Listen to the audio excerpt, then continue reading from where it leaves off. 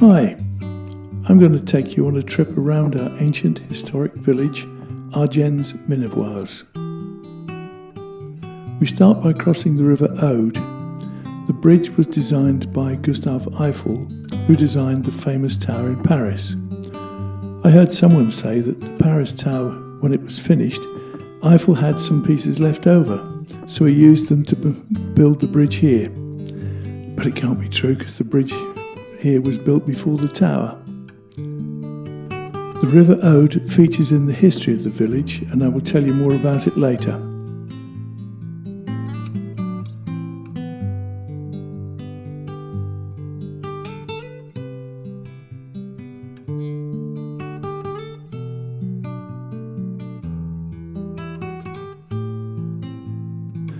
Let's park the car and go on foot. We come to the Canal du Midi. The canal, designed by Paul Riquet, a tax collector and engineer in the 17th century. The construction started in 1667 and finished in 1681. The modern bridge gives us a good view of the village, with the castle perched on the top of the hill. The original bridge was replaced because, as you can see, it was not suitable for today's traffic.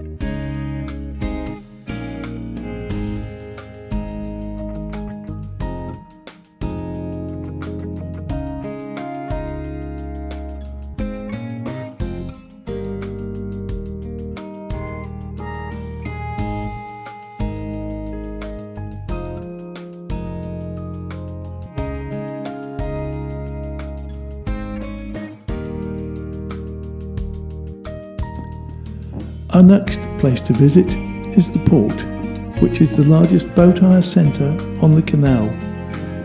It's currently quite empty because the boats are unused, it being the holiday season.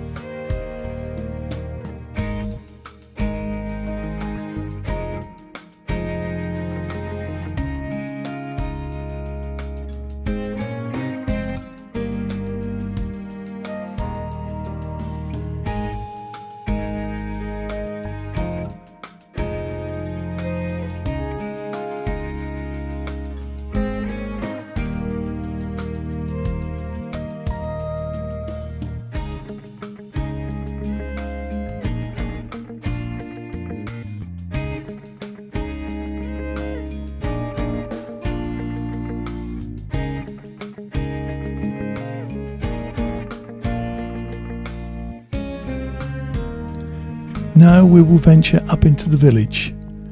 Passing the village school on the right, we're heading for, first, the church of Saint Roch.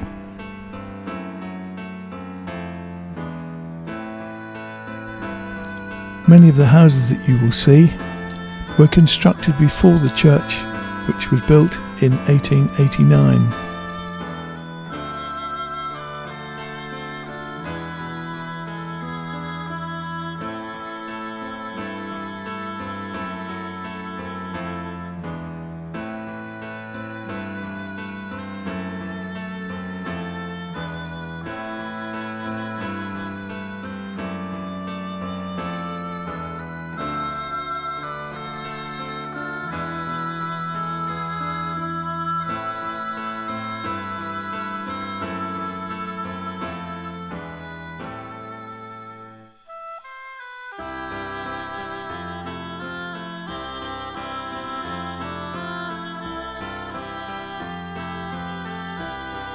Now we commence our climb up towards the castle, pausing to look at it, and compare it with the signboard, which, apart from the electricity and telephone cables and large trees, is the same view as it was in the late 19th century.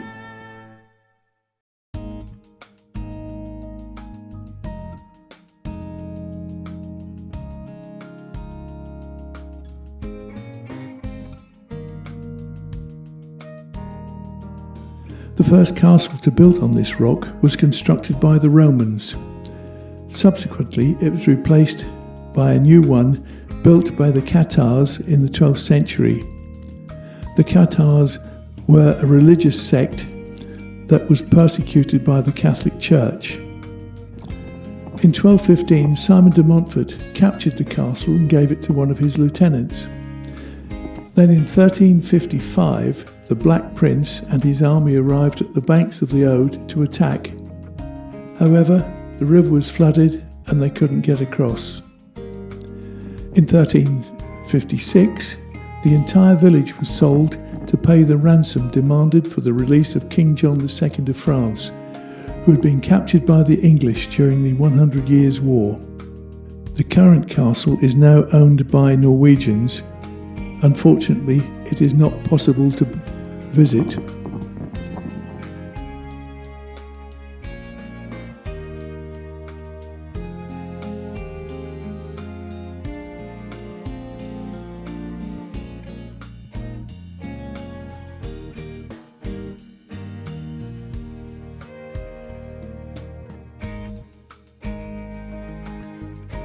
We won't climb to the very top of the hill, but visit the viewing platform constructed by the commune, which provides wonderful views over the surrounding countryside.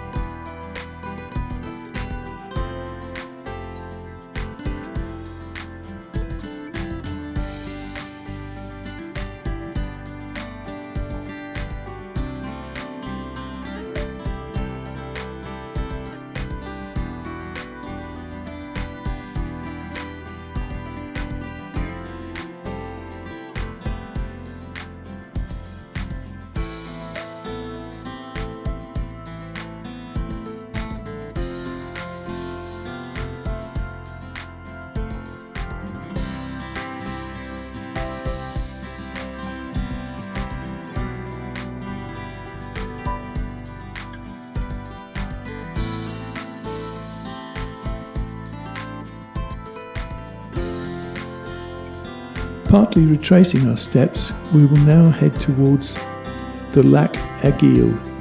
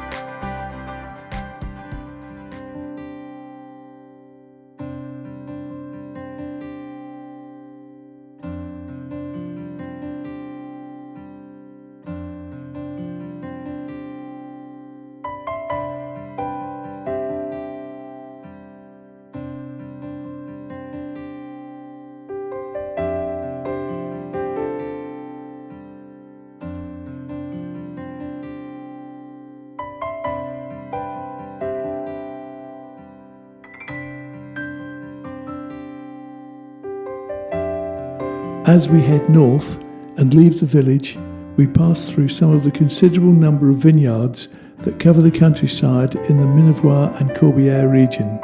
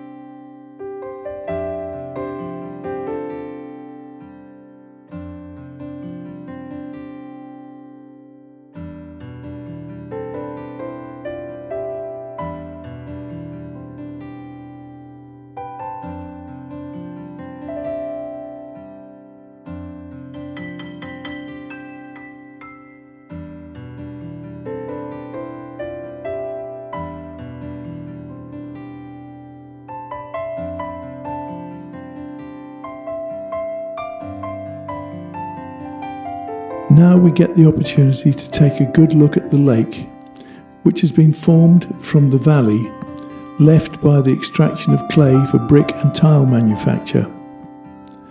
Today the lake is home to many bird species and some migratory birds. I've seen flamingos and short-toed eagles there.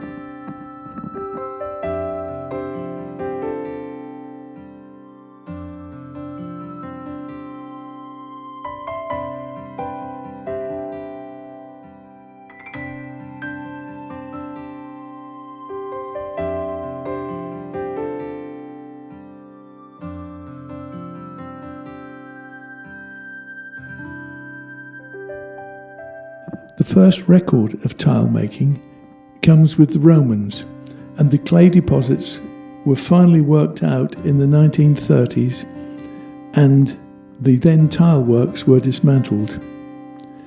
There is much evidence of the clay workings, with the clay spoil heaps at the side of the valley.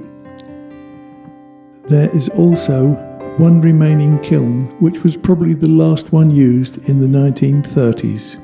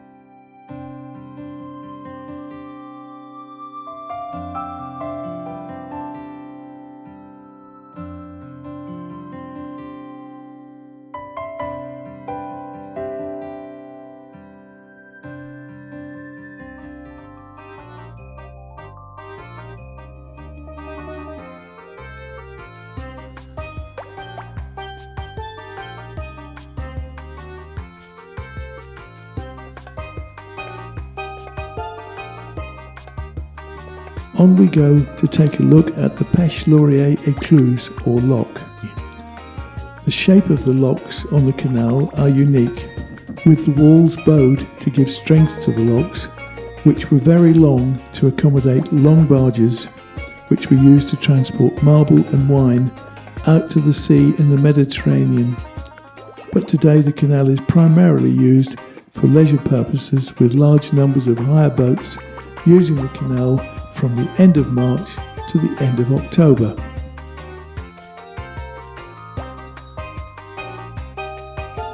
We can take a peek at some of the people using the lock.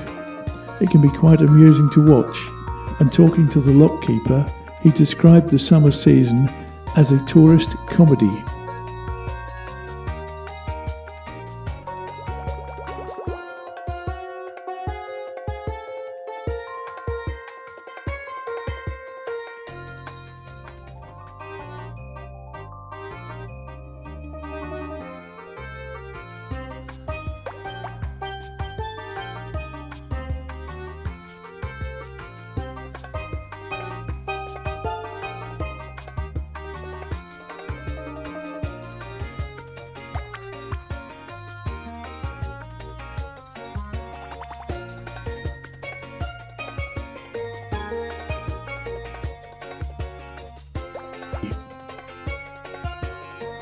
Nowadays, the operation of the locks is all done automatically, with the lock keeper having remote control, which he uses to open and close the lock gates and raise and lower the baffles in the gates.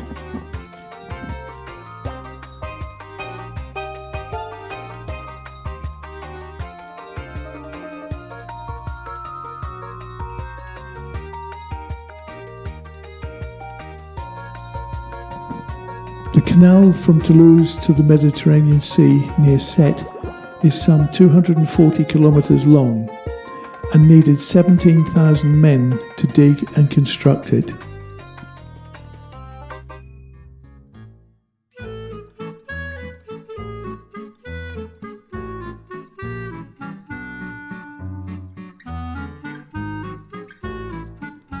Now we will return to the village, walking alongside the canal right the way into the village.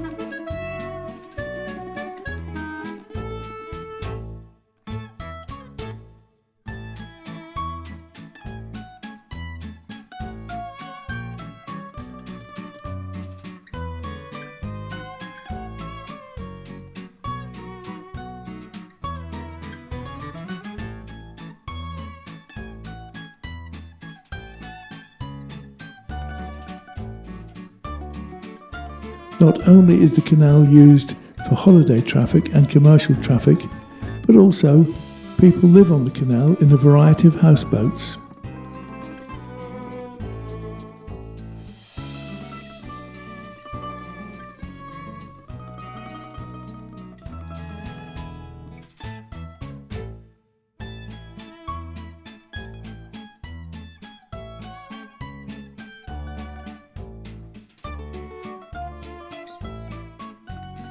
At the end of our tour, we walk past a children's playground and come to La Guinguette restaurant, which is an open-air restaurant serving meals daily from April until the end of October.